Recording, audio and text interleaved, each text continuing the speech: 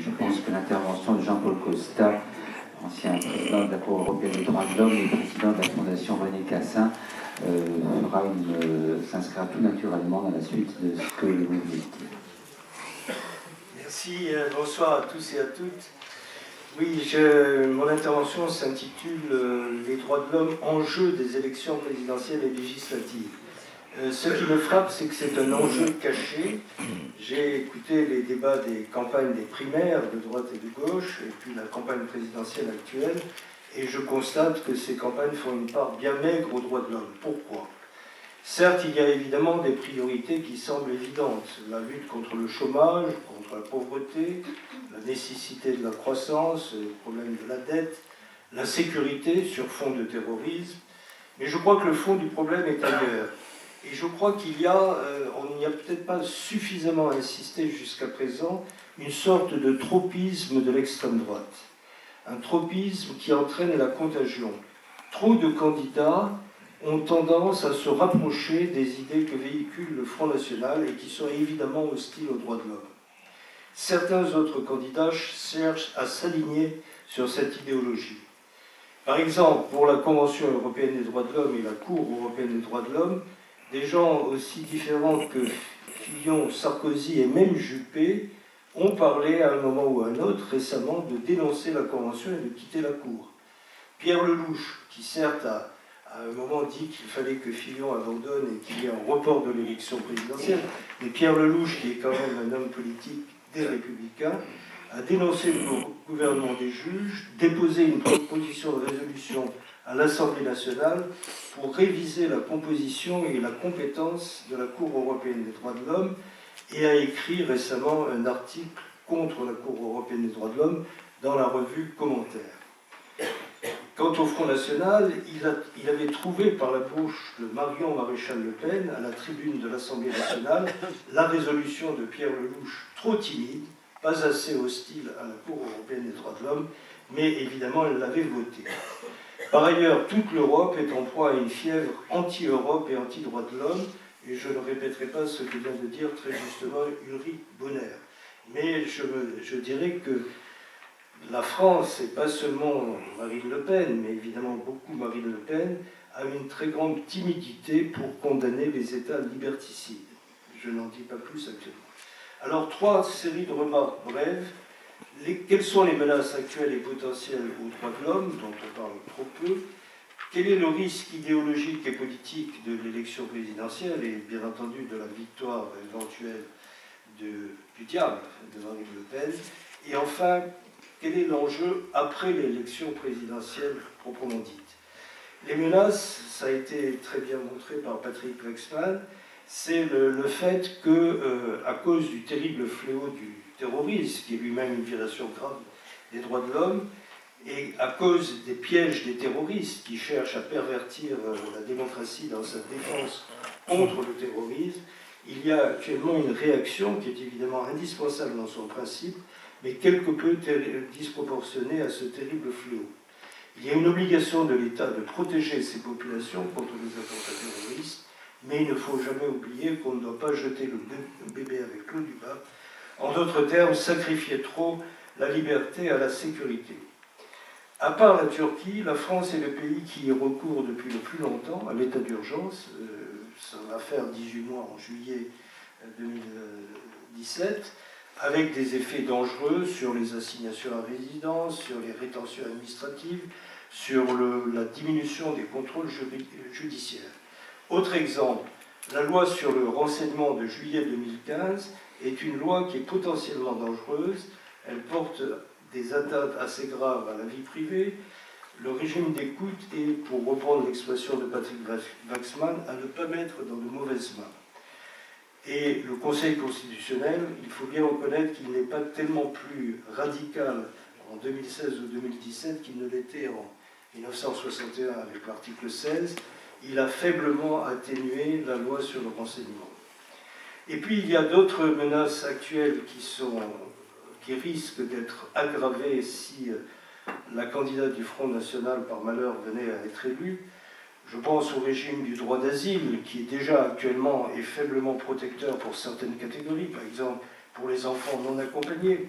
L'état des prisons, Brigitte Fossat en a parlé, mais quelle est la politique pénitentiaire actuelle de la France? Toujours plus de construction, toujours moins de mesures favorisant l'insertion ou la réinsertion des détenus, ou trouvant des alternatives à la prison, ou moins répressives.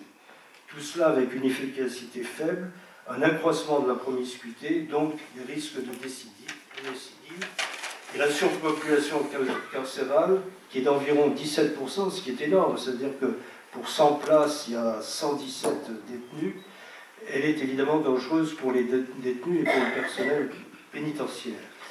Il y a également, je n'insiste pas, faute de temps, trop de prévenus par rapport aux détenus, un quart environ. Donc la détention préventive, la détention provisoire est tout à fait excessive. Est-ce qu'on croit sérieusement que cette situation s'améliorerait si le Front National gagnait? Évidemment non.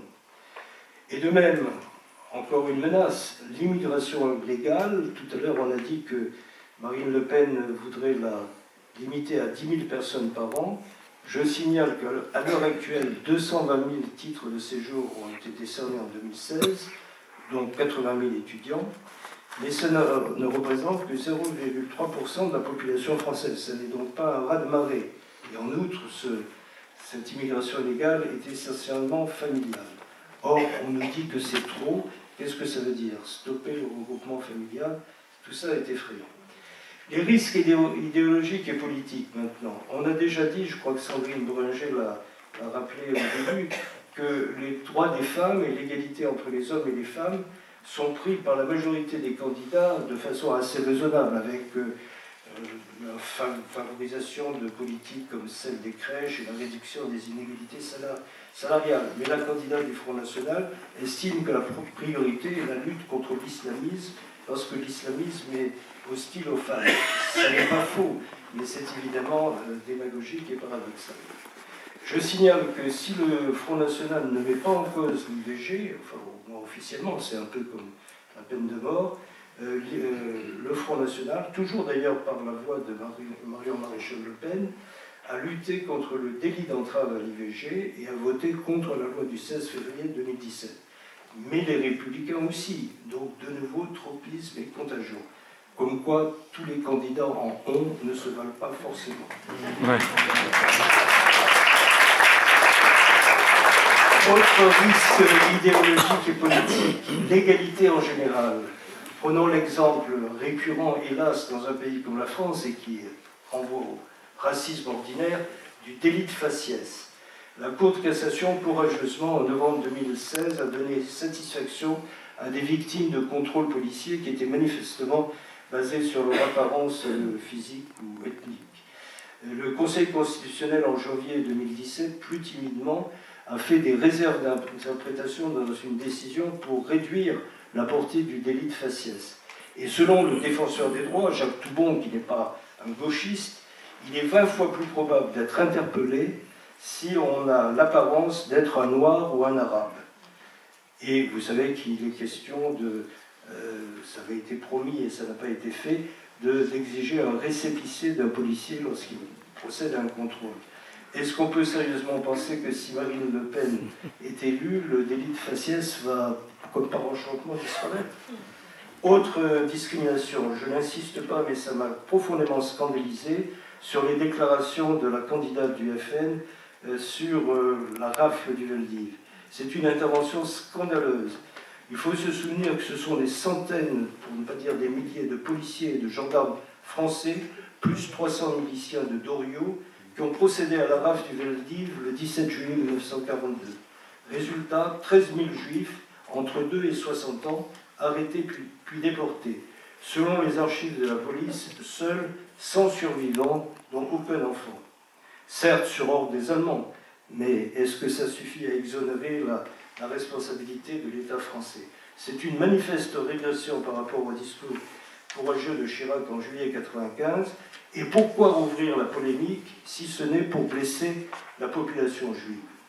Lutte contre l'immigration, je n'en parle pas, j'en ai déjà parlé, mais il y a une mesure qui est tout à fait symbolique et scandaleuse aussi, qui est préconisée par le Front National, le refus du droit à l'éducation pour les enfants étrangers. C'est pourtant là un droit de l'homme essentiel. C'est vraiment scandaleux. Alors je termine, troisième et dernier point, et ça a été dit par plusieurs, l'enjeu des élections n'est pas seulement l'enjeu de la présidentielle.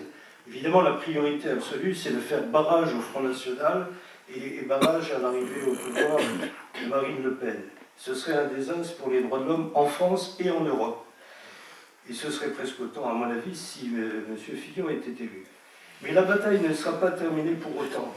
Pour la première fois, probablement depuis 1962 ou depuis les débuts de la Ve République, il n'est pas certain que le président de la République aura une majorité pour gouverner, malgré le fait qu'en France, il n'y ait pas la représentation proportionnelle, mais le scrutin majoritaire. La bataille des législatives ne sera pas une formalité comme elle l'a été en 2007 ou en 2012. Elle sera peut-être décisive. Et il y aura peut-être, et certains disent même que c'est probable, un gouvernement de coalition comme en Allemagne.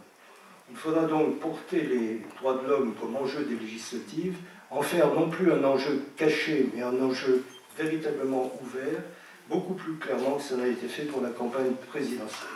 Donc, je dirais ce que disaient les gauchistes en mai 1968, l'élection présidentielle, ce n'est qu'un début, continuons le combat.